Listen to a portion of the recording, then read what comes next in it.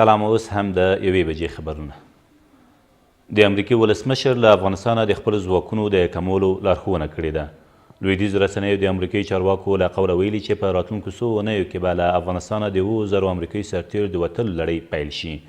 د ویل ده چې امریکا د همګړۍ څه باندې 14,000 سرتیري په افغانستان کې لري او د 7,000 سرتیرو په وتو سره به دغه شمېره نیمایي ته راښکته شي.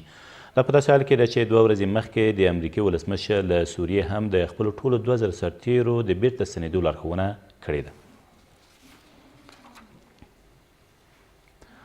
له دې سره سم افغان حکومت وایي که چیرې په هیواد کې میشت بهرني ځواکونه ووځي نو د هیواد پر امنیتي وضعیت به تاثیر ونه کړي. د ولسمشر ویان محمد هارون چخانسوري وایي دا چې څو زره بهرني سرتیري چې هغه هم تر ډیره د روزنې تخنیکي مرستو او ملاتړیزې چارې پر مخ وړي که دا ووځي نو پر امنیتي برخې به هیڅ تاثیر ونه لري ځکه چې په تیرو 4.5 کلونو کې امنیتي مسؤلیت په بشپړ ډول د افغانانو په لاس کې و. د نوموړي په وینا د ملي یووالي حکومت او ملت وروستۍ موخه هم همدا ده چې بالاخره به افغان ځواکونه په خپلو پښو درېږي او له خپلو خلکو او خاورې به په خپلواکه توګه دفاع وکړي.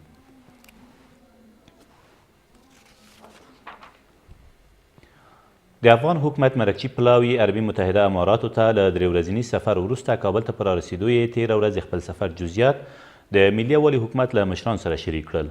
د ولسمشرۍ ماڼۍ د اعلامیې له مخې دغه پلاوي په ابوظبي کې د امریکا، سعودي عربستان او عربي متحده اماراتو له استازو سره خبرې کړي خو د تمې پر خلاف له طالبانو سره یې لیدنه نه ده شوې. په اعلامیې کې راغلي ده چې مخالف لوري د تمې خلاف کار وکړ او طالبانو د افغان ولس او نړیوال ټولنې د سولې غوښتنه رد کړه. نو په دې کار سره یې وښوده چې دوی د سیمې خیر نه غواړي، سولې ته ژمن نه دي او د جګړې دوام غواړي. د اعلامیې له مخې افغان حکومت به په افغانستان کې د تلپاتې سولې د ټینګښت لپاره خپلې هڅې روانې وساتي او ترڅنګ به یې افغان ځواکونه د خپلې خاورې او خلکو د ساتنې لپاره د تل په څیر چمتو وي. سعودي عربستان به په ابوظبي کې د امریکا او طالبان ترمنځ ترسره شوې خبرې ګټورې بولي. په واشنګټن کې د سعودي عربستان سفیر خالد بن سلمان په خپله ټویټر پاڼه کې لیکلي چې دا خبرې به د راتلونکي میلادي کال تر لومړیو مثبت پایلې ولري. نوموړی چې د سعودي عربستان د پاچا زوی هم دی همداراز وایي د ابوظبي ناسته به د افغانستان د جګړې د پای لپاره بین الافغاني خبرې لا پسې پیاوړې کړي. تېره دوشنبه په ابوظبي کې د سعودي عربستان، عربي متحده اماراتو او پاکستان د استازو په شتون کې د امریکا او د طالبانو د استازو ترمنځ 2 ورځې خبرې شوې خو په دې ناستو کې د افغان دولت استازو ګډون نه درلود.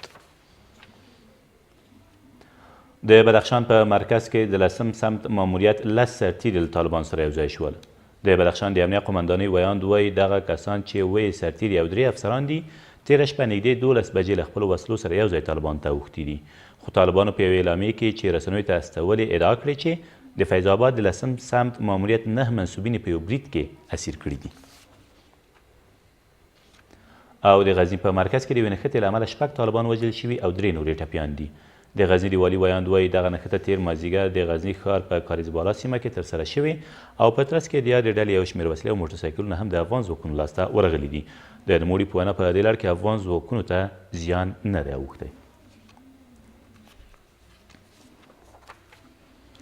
دا تر دې مهاله وروستي خبرونه، تر بیا مو الله مل.